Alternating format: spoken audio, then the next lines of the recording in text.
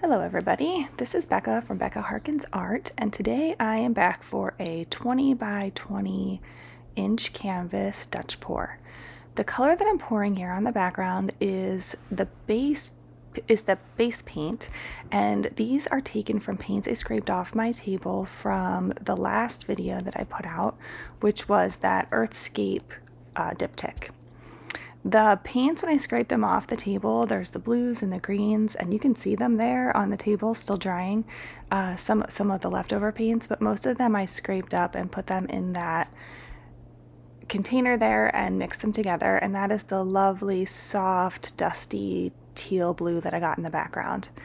Here I'm pouring my bubble mixture over top of those base paints, and then I'm going to take my spatula and I'm going to move the paints around, and I'm hoping to get some bubble effects as a background texture for my pour. The canvas that I'm painting over, it was just a fun experiment that I was doing. I did a really thin Dutch pour and then a balloon kiss on some of the textured edges. I still love the idea, but I hadn't mixed up my paints with enough pigment in them, and it was just too thin for my liking, especially the gold. It just didn't turn out how I wanted it to. So I'm repurposing this canvas and trying something else on it. So I'm just gonna wipe the white around and try to swipe some of the turquoise base paint over the white and hoping for some bubbles to pop up. I have never done this technique before. I just decided to try it on a whim. I love trying new things with my leftover paints. It's such a freeing process. And I do have to say that I did get bubbles in some areas, but not most areas. And if I had this to do over again, I would use a lot more white and I would do a lot more swiping, because as you'll see next, I'm going to tilt the canvas around, and I lose most of the white. It's still there, it's still interesting, and I did get some really pretty bubbles in one of the corners, but I wish I had that more as an overall look.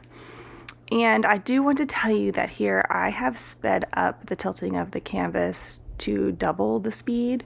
I do not usually tilt my paintings this quickly. It's really easy to lose your composition and lose the paints over the edges, but I didn't want to make you sit here and watch me slowly move the paint around the canvas, although that can be quite serene if you have some time to kill to just watch the paint kind of flow over the edges and flow together.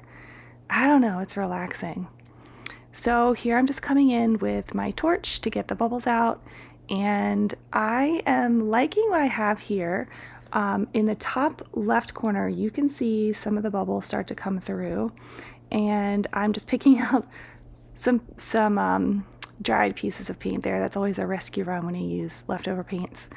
And I'm just gonna tilt that around. You can see as I tilt it, those bubbles start to pop up more. And I'm trying to decide at this point what I want to be the top and the bottom. I like that kind of looks like some kind of plant coming up with a leaf out the side, and I'm going to work with the negative space to do my pour.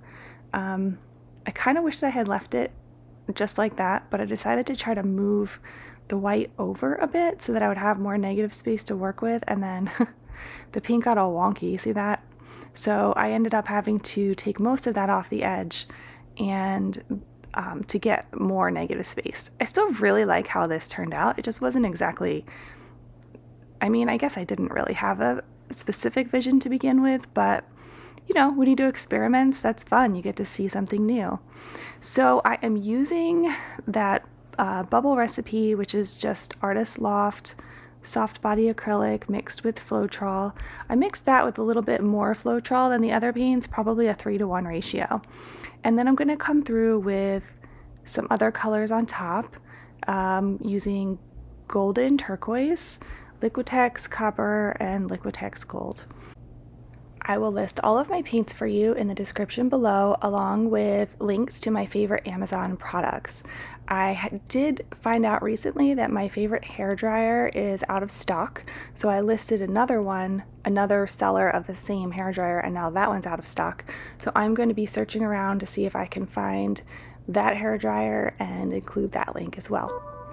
Thank you so much for joining me today. Make sure you stay until the end to see the finished product.